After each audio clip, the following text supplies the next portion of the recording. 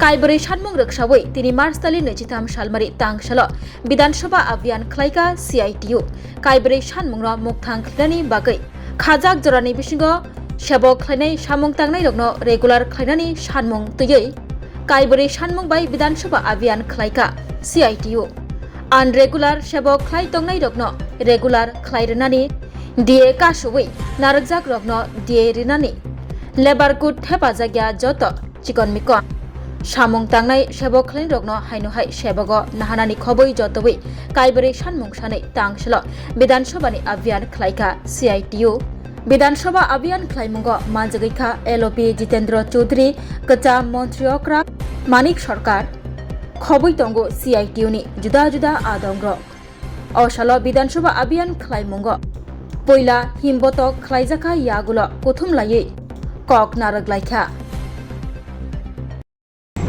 আজকে 23শে মার্চ আমাদের জাতীয় জীবনের অত্যন্ত একটা গুরুত্বপূর্ণ দিন। আজকের এই দিনে যুব শহীদ ভগৎ সিং, সুখদেব এবং রাজগুরু যারা এই স্বাধীন ভারতবর্ষ যে স্বাধীন ভারতবর্ষে শ্রমিকদের হাতে কাজ দেওয়ার জন্য তাদের ন্যায্য অধিকার রাজনৈতিক হোক বা অর্থনৈতিক ব্যবস্থা প্রদানের দাবিতে কিশোর বয়সে যুব বয়সে এই 3 যুবক আত্মবলিদান দিয়ে ভারতবর্ষের স্বাধীনতা সংগ্রামকে তারা পুষ্ট করেছিলেন। আপনাদের এই সভা থেকে এই আন্দোলনের তরফ থেকে আমি তাদের স্মৃতির প্রতি গভীর শ্রদ্ধা জ্ঞাপন করছি। বন্ধুরা, ইতিমধ্যে অনেক কথা হয়েছে, আমি সব কথা আবার পুনরাবৃত্তি করতে চাই না। কি দাবি নিয়ে আপনারা এসেছেন? যে ত্রিপুরা রাজ্যের সরকারের বিভিন্ন দপ্তরে যারা বহু বছর ধরে, বহু বছর মানে 2-3 বছর না, একেবারে 10, 12, 13, 14 অর্থাৎ এই জোট সরকার আসার পর 8 বছর বা তার আগেও বামপন্থী ফ্রন্ট সরকার থাকার সময়তে তখন একটা নিয়ম ছিল, 10 বছর হলে পরে আপনা আপনি অটোমেটিক সবাই রেগুলার হবেন। এরকম ভাবে যারা রেগুলার হতে পারেননি, রেগুলার করা সম্ভব হয়নি, তখন তারা সহ এরকম প্রায় 30 থেকে 35 হাজার বিভিন্ন দপ্তরে part time, contractual, DRW, contingency এরকম অনেক কর্মচারী রয়েছেন। তার সাথে রয়েছেন প্রকল্প কর্মী,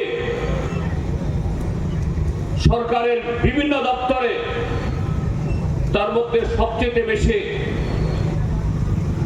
স্বাস্থ্য দপ্তর, তারপর সমাজ কল্যাণ সমাজ শিক্ষা দপ্তর, শিক্ষা দপ্তর, তার বাইরেও আরো অন্যান্য দপ্তরে কিছু কিছু করে আছে, তাদের সংখ্যাও নেহাত কম নয়।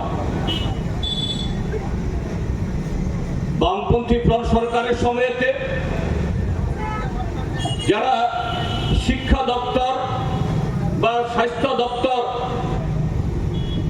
এই সমস্ত দপ্তরে কেন্দ্রীয় সরকারের বিভিন্ন প্রকল্পের অধীন, যেমন সর্বশিক্ষা অভিযান, জাতীয় স্বাস্থ্য মিশন, এই সমস্ত প্রকল্পে যাদেরকে ফিক্সড পেতে একটা ফাইন্যান্সিয়াল অ্যাসিস্ট্যান্স দিয়ে দেওয়া হয় রাজ্য সরকারকে। রাজ্য সরকার তাদের রেগুলার পে স্কেল বা নিয়মিত করতে না পারলেও সরকার যখনই নিয়মিত কর্মচারীদের ডিএ, ডিআর ইত্যাদি সুযোগ সুবিধা বৃদ্ধি করে থাকে, এই DRW contingency part time worker, তার সাথে অঙ্গনওয়াড়ি কর্মী, অঙ্গনওয়াড়ি সহায়ক, জাতীয় স্বাস্থ্য মিশনে কর্মরত বিভিন্ন স্তরের কর্মীরা এবং আরো অন্যান্য দপ্তর, রেগা ইত্যাদিতে যারা নিয়োজিত হন, তাদের বেতন বাড়ত। এরকম বামপন্থী ফ্রন্ট সরকারের সময়তে একটা পদক্ষেপ, একটা ঘটনা হয়নি যে নিয়মিত কর্মচারীদের তাদের বেতন বেড়েছে, ভাতা বেড়েছে, কিন্তু প্রকল্প কর্মী বা অনিয়মিত কর্মচারী তাদের পয়সা বাড়েনি, তাদের সুযোগ সুবিধা বাড়েনি। তার সাথে বামপন্থী ফ্রন্ট সরকার আসার আগে, এটা 1978 হোক বা ঝুট আমলের পর 1993 ইংরাজিতে, তার আগেকার সরকারগুলোর সময়তে এরকম ভাবে যারা অনিয়মিত ভাবে যারা বিভিন্ন দপ্তরে ঢুকেছেন, বিভিন্ন পদে কাজ করছিলেন, এই ত্রিপুরাজ্যের মধ্যে এমন কোন নজির নেই। সরকার পরিবর্তন হয়েছে, নতুন সরকার আসার পর আগেকার সরকারের সময়তে নিয়োজিত এরকম অনিয়মিত কর্মচারীদের ছাঁটাই করে দেওয়া হয়েছে। কিন্তু 2018 সালের পর আমরা কি দেখেছি? শত শত এরকম অনিয়মিত কর্মচারী পঞ্চায়েতের মাধ্যমে যারা বেতন পেতেন, pump operator, anganwadi worker, anganwadi helper, mid day meal worker, অসংখ্য এরকম কর্মী, তাদের কোনো সুযোগ সুবিধা তো দেখাই হয়নি। রাজনৈতিক কারণে তাদেরকে ছাঁটাই করে দেওয়া হয়েছে এবং আকছার হচ্ছে, এটা এখনো বন্ধ হচ্ছে না। শুধু ছাঁটাই করে দেওয়া না, ছাঁটাই করে না দেওয়া হলেও দূর দূরান্তে বদলি করে দেওয়া হচ্ছে, যাতে সেখানে গিয়ে এই অল্প আয়ে, অল্প পয়সায় তারা যাতে তার এই চাকরি না করতে পারে, বাধ্য হয়ে চাকরি ছাড়তে বাধ্য হয়। আকছার এই সরকারের আমলে এই ঘটনাগুলি হচ্ছে। যারা মাঠে ময়দানে বলে বেড়াচ্ছেন সবকা সাথ, সবকা বিকাশ, সবকা বিশ্বাস, এই হলো তাদের সবকা সাথ, সবার সাথে বিকাশের তাদের কর্মধারা।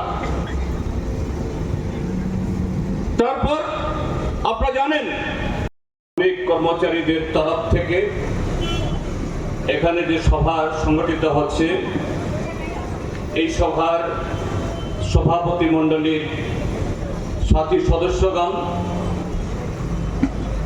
আজ এই কর্মসূচিতে নানা প্রতিবন্ধকতা মারিয়ে অর্থনৈতিক এবং আরো নানা অসুবিধার মধ্যেও আপনারা যারা এই কর্মসূচিতে সামিল হয়েছেন, আপনাদের সকলকে আমি আমার ত্রিপুরাজ্যের গণতান্ত্রিক আন্দোলনের তরফ থেকে, আমার ব্যক্তিগত তরফ থেকে অভিনন্দন এবং শুভেচ্ছা জ্ঞাপন করছি। সাথে আপনাদের যে ন্যায্য দাবি, যে দাবিগুলো নিয়ে এই রাজ্যের জনবিরোধী সরকারের কাছে তাদের সম্বিত ফেরানোর জন্য আপনারা এখানে আসতে বাধ্য হয়েছেন, সেই দাবিগুলোর প্রতিও আমি সমর্থন বা সংহতি জ্ঞাপন করছি। ছিলাম অবাক হয়ে গেছি, আরে কি কাণ্ড, এ তো গণতান্ত্রিক অধিকার, এরা তো এখানে আইন অমান্য করার জন্য আসছে না, এমনকি আইন অমান্য আন্দোলন আমরা সংগঠিত করেছি। সেই আইন অমান্য আন্দোলন তাকে মোকাবেলা করতে গিয়ে কোথাও পুলিশ পল্টন তারা লাঠিপেটা করেছে। এটা আগেও যেমন অভিজ্ঞতা আমরা দেখিনি, বামফ্রন্ট সরকারের সময় প্রশ্ন ছিলই না। তো এখন কর্মচারীরা তাদের সমর্থনে পুষ্ট হয়ে 10,323 যে শিক্ষক বন্ধুরা তারা বিধানসভায় কথা বলতে আসছেন, তাদের উপর এই ধরনের আক্রমণ। এই খবর পেয়ে বিধানসভা থেকে বেরিয়ে হাসপাতালে আমাদের ছুটে যেতে হয়েছিল। যারা আহত হয়েছিলেন, রক্তাক্ত হয়েছিলেন, মাথা ফাটিয়ে দেওয়া হয়েছিল, বুকের পাঁজর ভেঙে দিয়েছিল, নারী পুরুষ নির্বিশেষে তাদের প্রত্যেকের সাথে আলাদা আলাদা করে একটা কথা বলেছি। যারা হাসপাতালে ভর্তি হননি কিন্তু আহত হয়েছেন, তারা যারা আক্রান্ত হয়ে হাসপাতালে ভর্তি হয়েছেন তাদের দেখভাল করছিলেন, তাদের সঙ্গে আমরা কথা বলেছি। দেখুন আমরা খালি হাতে, এমনকি আমাদের তো আলাদা কোনো পতাকা নাই, তাদের পতাকার কোনো দণ্ড আমাদের হাতে ছিল না, সেখান থেকে আমরা খালি হাতে এই দাবিটা নিয়ে ভাবছিলাম আগের মতো বর্তমান বিধানসভায় মুখ্যমন্ত্রী আমাদের ডেকে নেবেন এবং আমাদের সঙ্গে আলাদা করে আলোচনা করে কি পদক্ষেপ সরকার নিচ্ছে আমাদের বলবেন। উল্টো আমাদের উপর এই বর্বরোচিত আক্রমণ সংগঠিত করে বুঝতেই পারছি না বর্তমান মুখ্যমন্ত্রী এই বিধানসভার কথা বললেই তার হৃদকম্প কেন শুরু হয়।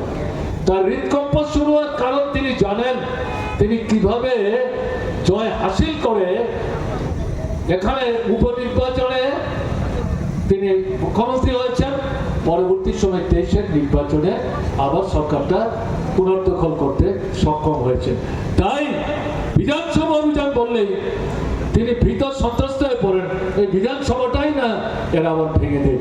বিধানসভা অভিযান যারা করেন তারা বিধানসভা ভাঙতে যায়।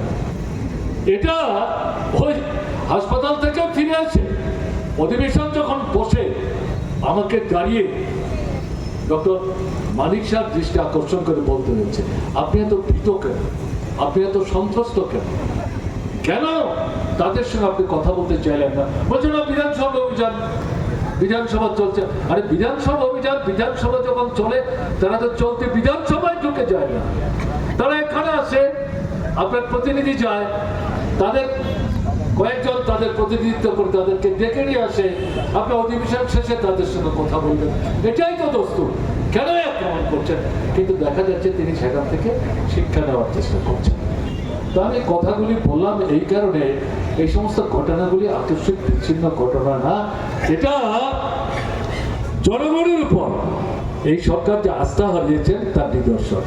এবং তার মূল ভিত্তি হচ্ছে জনগণই যারা বিভ্রান্ত হয়ে মোহগ্রস্ত হয়ে নানা প্রলোভনের ফাঁদে পড়ে ভোট দিয়ে অথবা ভোট তাদের হাত থেকে জোর করে নিয়ে এই সরকারে আসতে যারা সাহায্য করেছেন তারাও কিন্তু এই সরকারটার উপর এখন আস্থা এবং বিশ্বাস হারিয়ে ফেলেছে।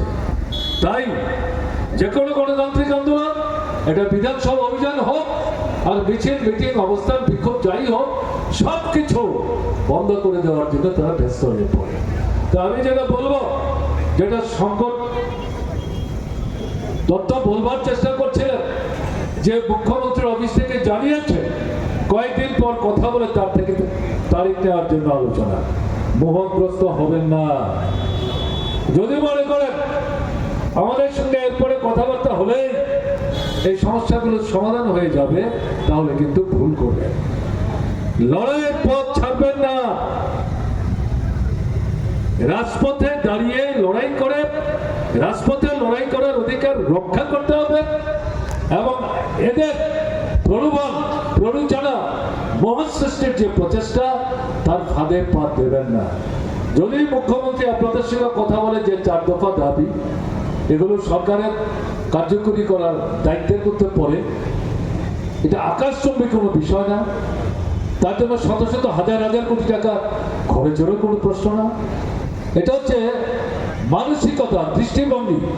যদি করে খুব ভালো, আর যদি না করে শুধু এই 4টা দাবির কথা না, আরো অন্যান্য শ্রমজীবী মানুষের দাবি, কৃষকদের দাবি, কৃষির স্বার্থে যে দাবি, বেকারদের যে দাবি, এই সমস্ত দাবি নিয়ে এই লড়াইটা, সংগ্রামটা অব্যাহত রাখতে হবে, বেঁচে করতে হবে, নতুন মানুষকে সমবেত করতে হবে। তাই আপনাদের কাছে আবেদন থাকবে, সিআইটির নেতৃত্বের দৃষ্টি যেমন আমি আকর্ষণ করার চেষ্টা করলাম, আজকে আপনারা যারা এই সংগ্রামের মিছিলে অংশগ্রহণ করেছেন, আপনাদের কাছে আবেদন থাকবে, যারা আসতে পারলেন না অর্থকরীর সীমাবদ্ধতার কারণে, আসার হয়তো আকাঙ্ক্ষা ছিল, তাদের কাছে আপনারা বলবেন আমাদের যে আবেদন, যে লড়াই জারি আছে, জারি থাকবে, এই লড়াই অব্যাহত রাখতে হবে। কারণ বিজেপি সরকার কেন্দ্রেই থাকুক আর রাজ্যেই থাকুক, এরা সরকারে থাকবে, আর শ্রমিক বলুন, কৃষক বলুন, ক্ষেতমজুর বলুন, বেকার বলুন, ছোট বাজারের ব্যবসায়ী বলুন, উপজাতি বলুন, দক্ষিণী বলুন, ওবিসি বলুন, সংখ্যালঘু বলুন, তাদের যে অর্থনৈতিক গণতান্ত্রিক জরুরি সমস্যাগুলো, এগুলো সমাধান এই সরকার করবে। যদি মনে করেন তাহলে ভুল করবে। এরাই তো এই সমস্যাগুলো সারা ভারতবর্ষে সৃষ্টি করেছে এবং ত্রিপুরাতেও তারা এই সমস্যাগুলি তৈরি করেছে। কাজেই লক্ষ্যটা হবে রাজনৈতিক সংগ্রামে এদেরকে জনগণ থেকে কোণঠাসা করা, বিচ্ছিন্ন করা, এবং যে মানুষদের তারা বিভ্রান্ত করেছে তাদের সাথে সরাসরি সম্পর্ক গড়ে তোলার মধ্য দিয়ে ভুলের হাত থেকে তাদেরকে উদ্ধার করে আপনার যে সংগ্রামী ময়দান এবং মঞ্চ, তাতে সমবেত করে রাজনৈতিক সংগ্রামে এদেরকে কি রাজ্য কি কেন্দ্র ক্ষমতাচ্যুত করবার যে লড়াই, এই লড়াইকে তীব্র, তীক্ষ্ণ এবং ব্যাপকতর করার শপথ নিয়ে আজকে এখান থেকে আপনারা যাবেন। এই বার্তা এবং আবেদন আপনাদের কাছে রেখে আমার কথা বলার কথা ছিল না, যেহেতু আমাকে আহ্বান করা হলো, আমি ভাবছিলাম সংক্ষেপে 2-4 কথা বলবো, কিন্তু এই বিষয়গুলো সামগ্রিক যে লড়াই, এই লড়াইয়ের যে আপনার দৃষ্টি, তার থেকে আলাদা না বলেই আমি বিষয়গুলি উল্লেখ করলাম। তাই আপনাদের কাছে একটু সময় নিয়ে কথা